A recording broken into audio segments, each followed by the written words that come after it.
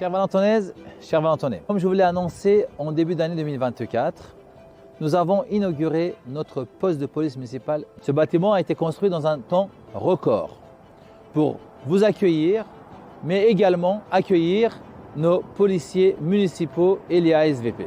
Suivez-moi. Je me trouve ici même dans notre centre de supervision urbain où nos policiers municipaux visionnent les 25 points de vidéoprotection dans notre commune. En 2025, nous avons pour ambition de développer davantage la vidéoprotection aux abords des écoles et des collèges. Les cours de l'école Paul Langevin ont été totalement transformés en 2024 dans le cadre du programme Cours d'école vivante et inclusive. Le sol très minéral a laissé la place à un environnement ludique et agréable pour tous les enfants et qui permettra de limiter les effets de la chaleur en été. D'autres cours d'école seront aménagés dans les prochaines années. Depuis notre labellisation en 2022, ce dispositif a permis de concrétiser de nombreux projets pour nos enfants, adolescents et jeunes adultes. Comme vous pouvez le voir juste derrière moi, le chantier de notre futur complexe sportif avance à grands pas. Nous allons avoir un terrain de football homologué, une piste d'athlétisme, des gradins, des salles pour pratiquer divers sports. Le sport a d'ailleurs marqué notre ville en 2024, avec le passage le 27 août dernier de la flamme paralympique à Valenton. Ensemble, nous avons vécu un moment historique et vous étiez nombreuses et nombreux à partager avec nous cet événement exceptionnel qui a mis plus que jamais à l'honneur les valeurs du sport et de l'inclusion.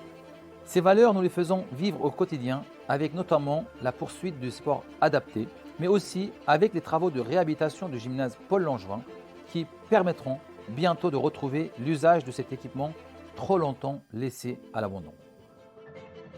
Comme vous le savez, notre territoire est carencé en termes de transport en commun. Dès notre arrivée en 2020, nous avons travaillé sur la mobilité et soutenu tous les projets de développement de transport en commun sur le territoire.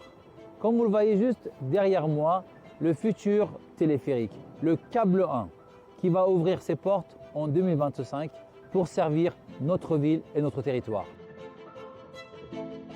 Dans le cadre de notre plan de circulation, nous poursuivons les aménagements dans nos voiries communales, mais également les routes départementales qui traversent notre territoire.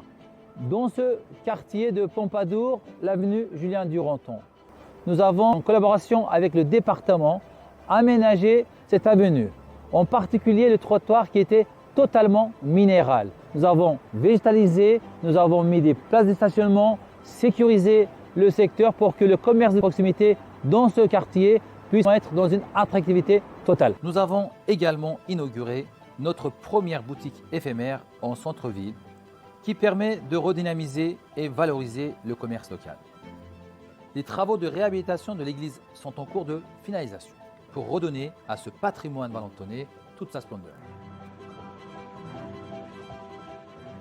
Côté lien social, comment ne pas évoquer l'immense succès qu'a rencontré le premier grand loto organisé par la ville à l'initiative de notre conseil municipal des seniors. Celui-ci a rassemblé plus de 400 personnes à l'occasion de la Semaine Bleue. Le traditionnel banquet des retraités a également été plébiscité par tous. Notre jeunesse a également été mise à l'honneur en 2024. Nous avons organisé la tenue des premières rencontres de la jeunesse qui ont permis à tous d'échanger sur la ville de demain.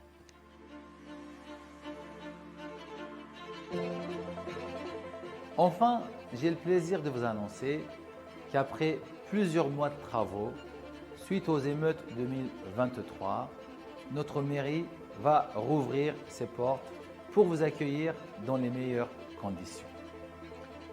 Mes chères Valentonnaises, mes chers Valentonnais, je vous souhaite à vous et à vos proches une bonne et heureuse année 2025.